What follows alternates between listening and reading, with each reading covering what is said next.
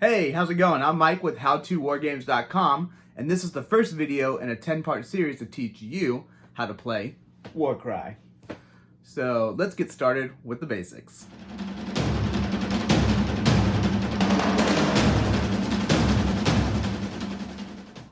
Okay, so when it comes to setting up a battle, the first thing that we probably should talk about is the actual battlefield itself.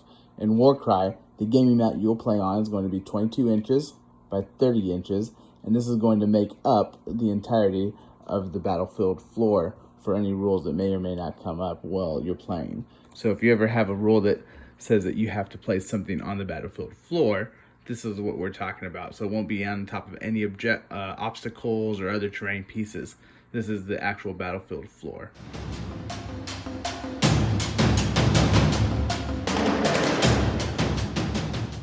Now, these are some of the items we're going to have to become familiar with if we are going to set up our battle. The first item we're going to take a look at here is known as the fighter card. You can see that it has all these various numbers, but doesn't have any specific information on what any of these represent. We're going to go through this now. In the top left corner here, you'll find the faction rune mark. It'll tell you which faction your warband belongs to.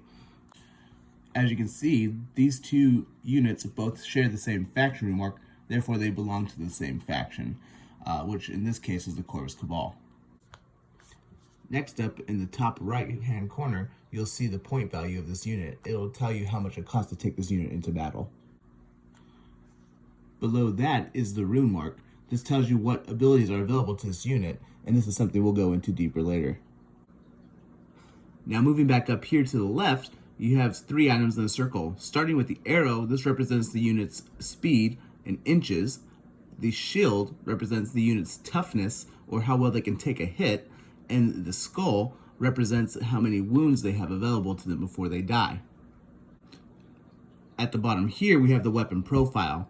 The first number in the list is going to be the range of the weapon, followed by the amount of attacks the weapon has, then the strength of the weapon, which you'll use to compare against the toughness of the enemy unit to see how easy it is to do damage to them. The last number in the list is going to be the amount of damage the weapon does. The first one being the base amount, and the second amount being the crit if you roll a 6. We'll go deeper into how this all works later. Some units, such as the Iron Golem's Drillmaster, will have multiple weapon profiles, giving them a melee and a ranged option. In addition, some ranged weapons, such as the long strike crossbow for Stormcast Eternals, have a min and maximum range, meaning that if a unit gets within this minimum range, they're not able to use this weapon. Next, we'll take a look at some of the tokens that you may be using while playing Warcry.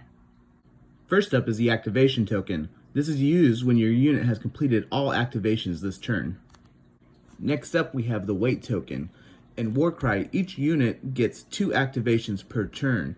One of these activations can be used to wait. Waiting makes it so that you still can use one of your activations later in the turn. Here we have damage tokens. Now these are used to track how much damage a unit has taken throughout the battle, though in my experience it's easier just to use dice. Next is the objective token. These are used to mark objectives on the battlefield. Many scenarios within Warcry require you to hold or capture objectives. Finally, we have treasure tokens. Now these work a lot like objectives, except for units are able to pick these up and move them around with them throughout a battle.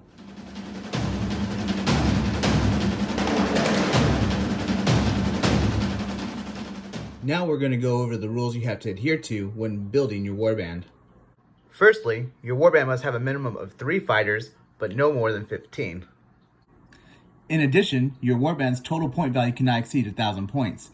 Each individual unit's points can be found here in the top right, as we had previously discussed. All units in your faction must also share the same faction rune mark, which can be found up here, such as in the case of these two Corvus Cabal. Only one fighter can have the leader rune mark, such as this Shadow Piercer from Corvus Cabal. The leader rune mark looks like this. All Warcry exclusive factions give you one leader, though most of the Age of Sigmar factions, such as these Ironjaws, give you multiple leader options. And that just about sums up the basics. Thanks for watching this video. I hope you enjoyed it. If you did, please subscribe, like, and comment below. The next video in this series will teach you how to set up a battle plan, and you can find a link to that one in the description of this video. Thanks, and bye.